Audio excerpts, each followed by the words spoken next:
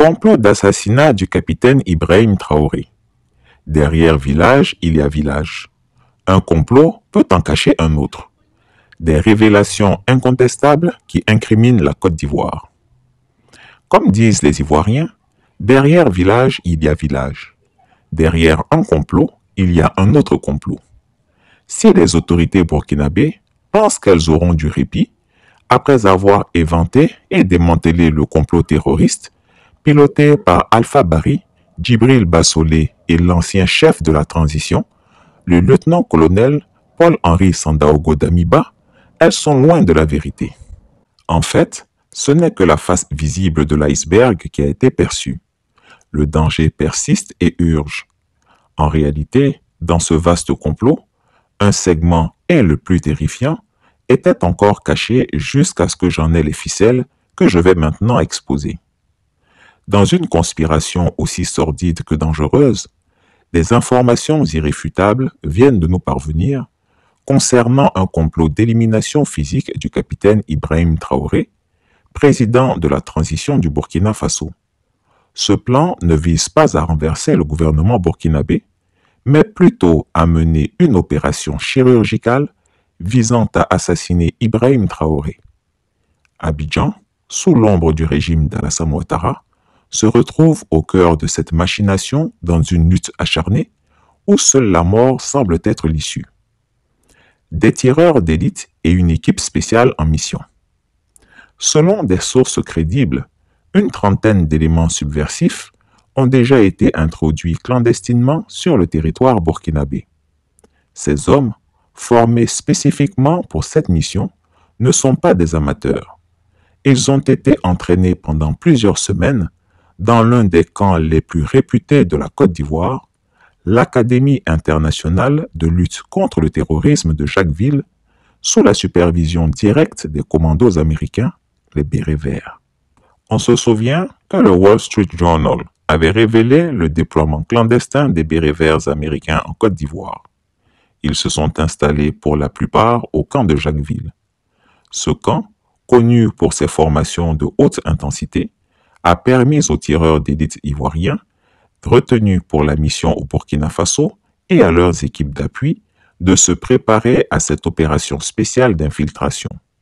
Leur mission, éliminer physiquement le capitaine Ibrahim Traoré. Il ne s'agit pas d'un coup d'État conventionnel où la prise du pouvoir serait l'objectif. Non. Le plan est clair. Exécuter une frappe chirurgicale en éliminant la tête de l'État burkinabé. Un assassinat pur et simple, mené avec une précision militaire sans précédent. Une opération minutieusement préparée.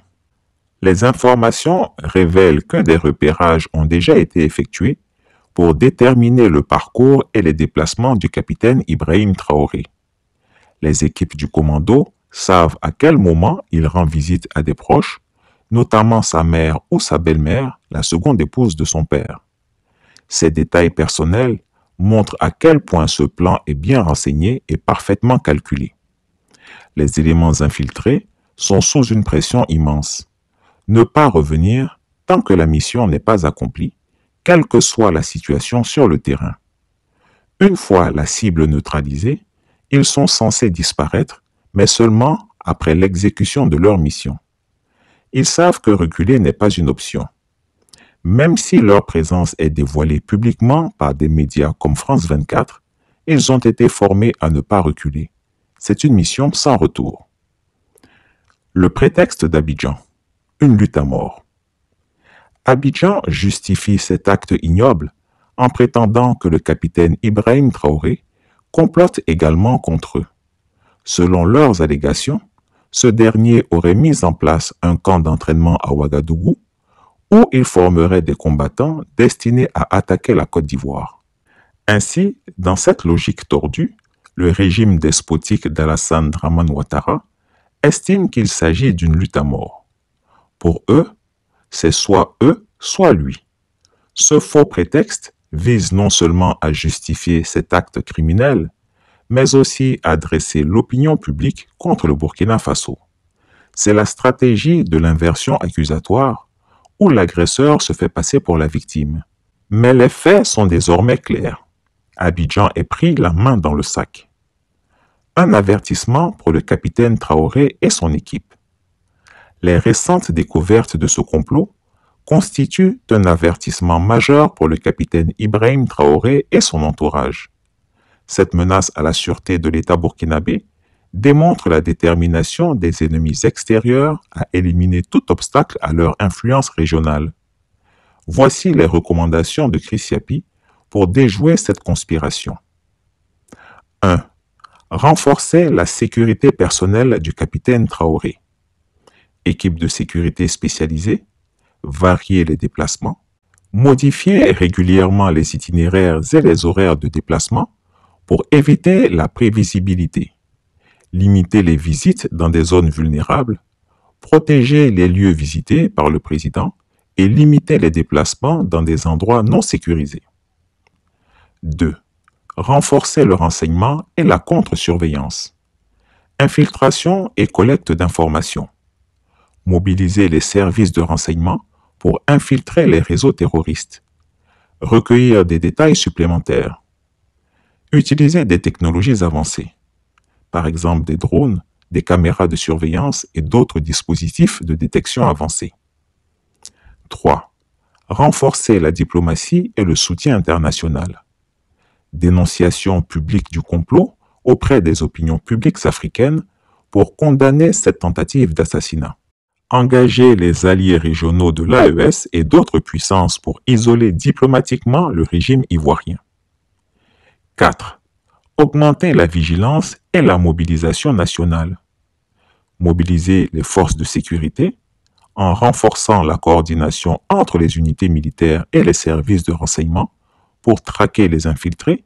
Engager la société civile. Mobiliser le peuple burkinabé et les organisations civiles pour être vigilants et dénoncer toute activité suspecte. 5. Neutraliser les éléments subversifs sur le terrain. Opération spéciale. Déployer des unités d'élite pour capturer ou neutraliser les commandos infiltrés. Sécurisation des frontières. Intensifier le contrôle aux frontières pour empêcher toute nouvelle infiltration. 6. Stratégie de communication proactive. Campagne d'information. Informer la population et les médias internationaux pour dévoiler les manœuvres de ce complot. Contrer la désinformation. Démentir les accusations d'Abidjan concernant des prétendus camps d'entraînement au Burkina Faso. Ces mesures doivent être prises de toute urgence pour neutraliser ce plan diabolique. Le Burkina Faso doit se préparer à contrer cette menace sur tous les fronts, la sécurité, la diplomatie et la communication. Le capitaine Ibrahim Traoré est une figure centrale de la stabilité burkinabé et la nation ne peut se permettre de perdre son leader face à une telle conspiration. Quant à Alassane Ouattara, après avoir tenté de déstabiliser le Burkina Faso, il retourne en France 2 semaines après son dernier séjour. Qu'est-ce qui fait courir le despote de la lagune ébriée? Il ne se passe plus une semaine sans que le vieux Grigou ne se précipite en France. Il passe plus de temps dans la capitale française qu'en Côte d'Ivoire. Dure la vie à cet âge. Après avoir assuré ses soutiens français que le capitaine Ibrahim Traoré serait éliminé, le voilà de nouveau en route pour Paris.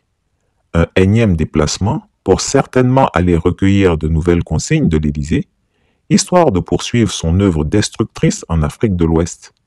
D'après ses proches, il profitera aussi de son séjour pour soigner son cancer de la gorge. Il y restera 2 semaines.